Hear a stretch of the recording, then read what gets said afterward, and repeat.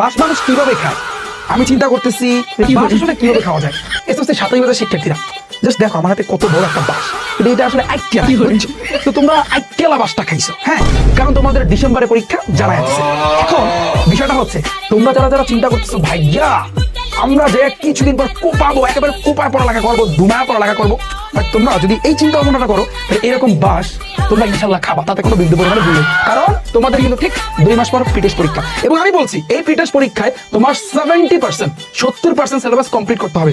যদি তুমি কমপ্লিট করতে না পারো কত সুন্দর, বাট এটা তো আইটিয়া নাই, আইটিয়া বুঝো এখান থেকে যে বের হয় না সেটা, বাট এটা নাই, বাট আইটিয়া থাকা উচিত ছিল। তো ওই বাসটাই কিন্তু তোমরা খাবা। দেখো এসএসসি 27 এখানে আমি একটা বাস বসাই দেবো না, তোমরা তো বাস খাওয়া ব্যাস। তুমি যার এমন একজন টিচারের কাছে পড়বা এই মুহূর্তে, তুমি যদি এই টিচার সিলেকশনে যদি এখনো দেরি করো তাহলে তুমি কিন্তু ভাইয়া কঠিন বাস তো খাইছো, এই বাসের উপর বাস ভাইয়া তুমি কিন্তু খাবা। তো যাই যারা যারা ভর্তি হও নাই ভাইয়া, বাস যদি না পেতে চাও এবং 2 মাসে যদি 70% সিলেবাস কমপ্লিট করতে চাও দ্রুত গতিতে ভর্তি হয়ে যাও। 1 তারিখ থেকে রিফাত ভাইয়ের কিন্তু ক্লাস আরম্ভ হতে যাচ্ছে। ওকে, দেখা হচ্ছে কিন্তু ভাইয়া তোমাদের সাথে। আর ভর্তি হইলে কিন্তু তোমরা টি-শার্ট ফ্রি পাচ্ছ। ওকে, আল্লাহ হাফেজ।